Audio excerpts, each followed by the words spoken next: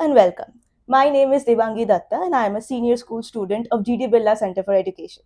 You are watching the new episode of Chat GDP, a podcast where we cover news, views, reviews, and a lot more. Today's episode continues to give us meaningful insights, tips, and tricks on the upcoming ICSE and ISC exams. We have with us Ma'am Elema Malik and Ma'am Sukanya Chaudhary, the senior history teachers of our school. So, to kick things off, we all know that students of ICSE and ISC are juggling around 7 to 8 subjects together. So, how would you advise these students on preparing for history meticulously without getting anxious? Well, as it has been correctly said by A. Jackson Brown Jr., the best preparation for tomorrow is by doing your best today. So, as the board examinations are approaching, it is important to have a combination of effective study strategies and time management. So, here are some tips for achieving your goals. First and foremost, you need to compartmentalize your syllabus into smaller sections and set specific goals for each study sessions. So, this will help you feel a sense of accomplishment as you progress. Secondly, you can use active learning techniques. For example, after you learn a particular lesson, jot down the main points in your own words. Use mind maps to retain information better. Or you could also use techniques like the Pomodoro method, where after 25 minutes of focused study, 5 minutes can be allotted for a break. So that would help you maintain concentration and prevent any burnout. Absolutely, ma'am. Well, for my next question, I would love to pick up a point that you mentioned, that is time management. I think we would all agree that it has been this way since antiquity. Once we go home after sitting for a history exam, the first question that we are asked is how lengthy the paper was. So, this conception of the history paper taking up too much time or being too time consuming, how would you advise students to approach this problem and manage their time efficiently? Well, why the problem happens.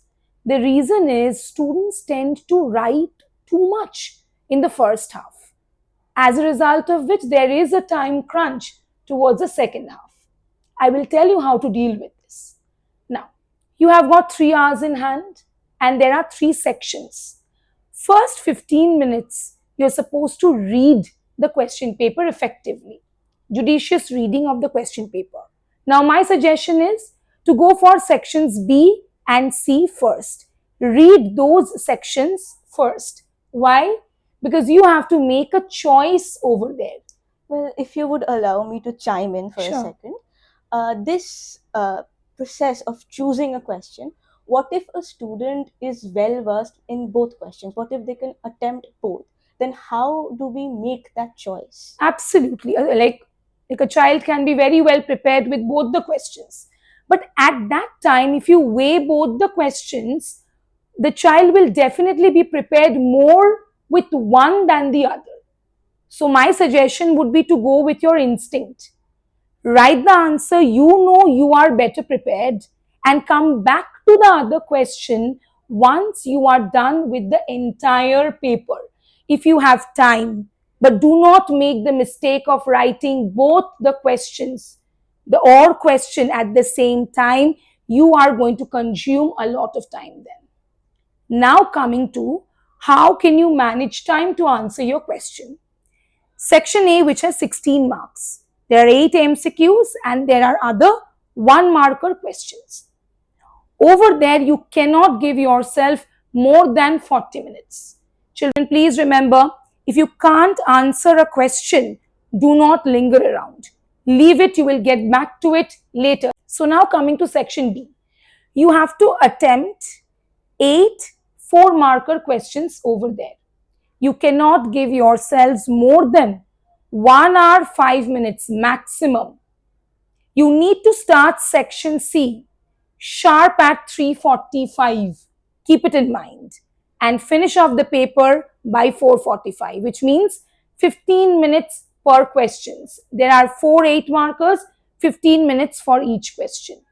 If you can do it, I'm sure you will leave yourselves 15 minutes of time for solid revision. Also, one more thing. When we say read the questions carefully, we mean to say if it's mention, state, then please stick to one sentence. Look at the marks against the question. Write accordingly.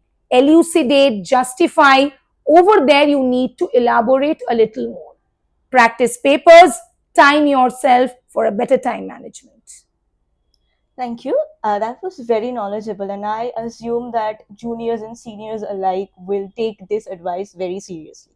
But for the next question, ma'am, when we sit to prepare for our examinations, the question papers, the practice papers available online are a lot different from what we have received in our pre-boards. Right. Because a lot of new kind of questions have been introduced as of late. Right. So how would you ask a student to approach these different varieties of questions?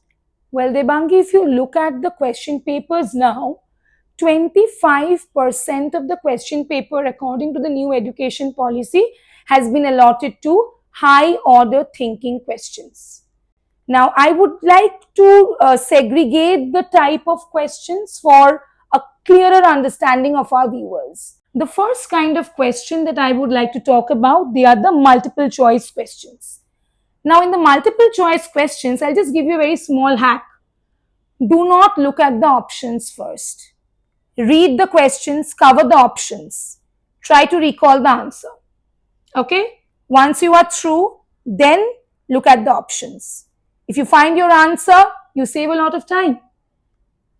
You will always see that there are two options which will not fit. They are either too exaggerated, eliminate them. Just put a cross against those options and you will be left with two. Boil down on the correct answer after that. So that is MCQ. The second type of question is the assertion reasoning based questions. You already know about this. There are two statements, there are four options. First things first, try to see if both the statements are true. If they are, then options C and D, automatically they are null and void. Now, if both statements are true, what you need to do is, after statement A, try to put a because or a why.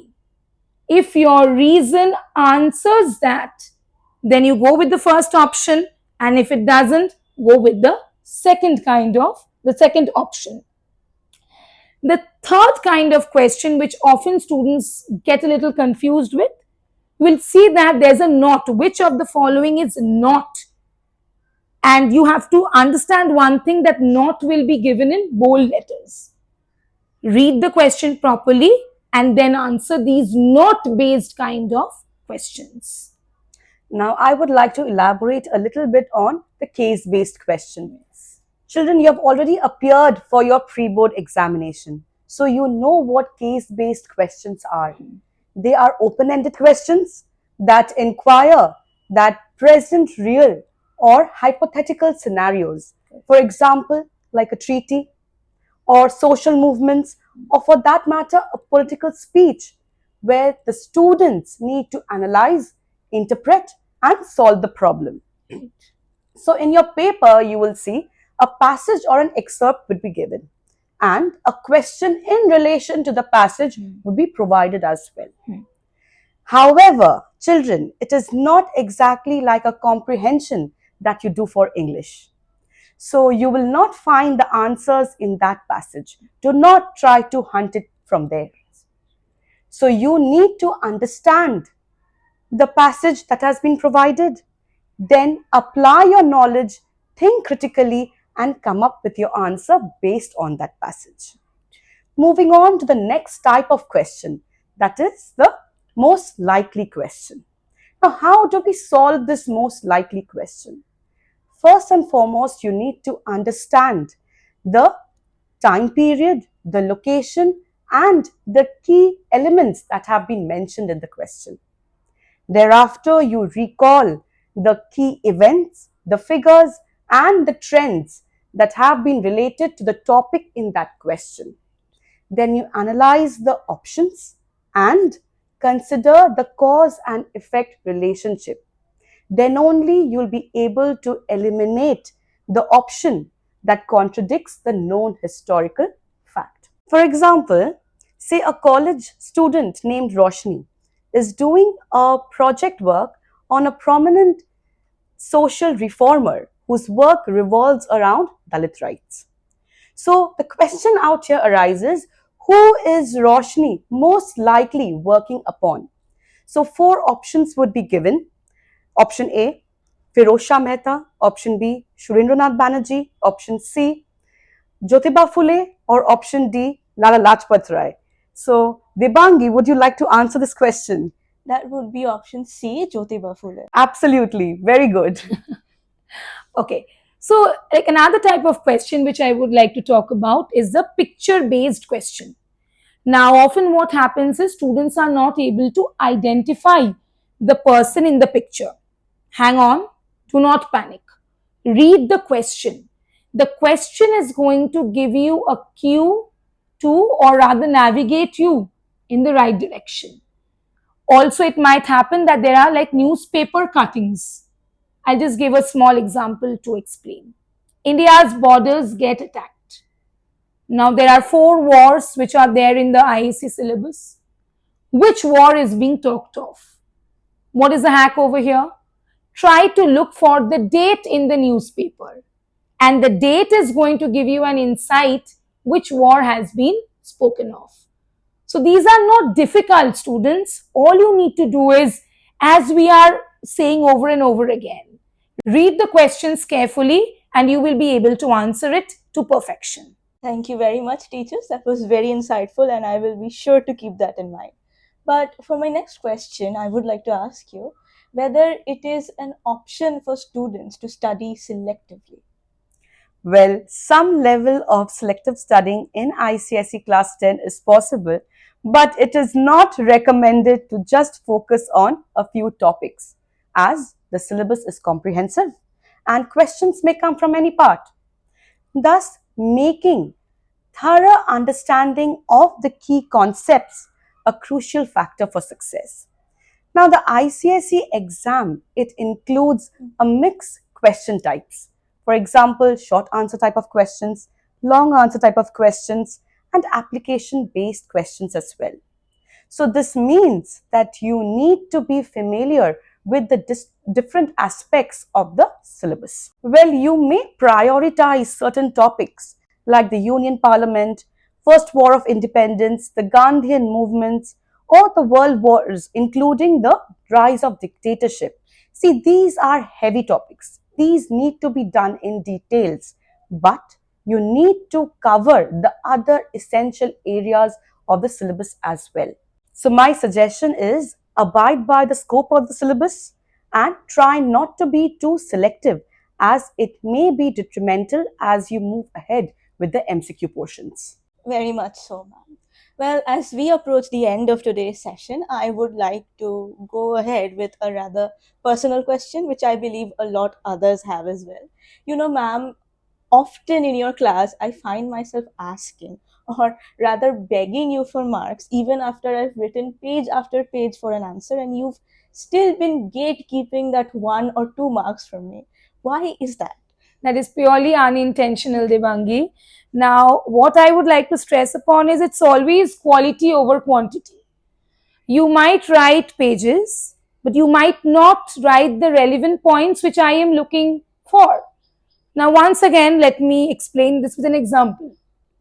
Say the question is, mention the clauses of the cabinet mission, and you write all the clauses, but the main point which talks about the grouping of the provinces is not there in your answer.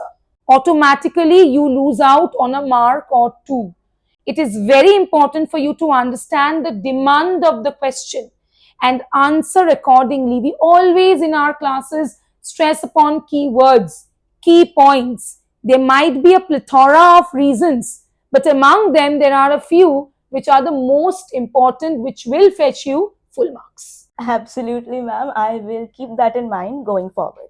Well, lastly, is there anything else that you would like to say to the students who are about to appear for their ISC and ICSE examinations?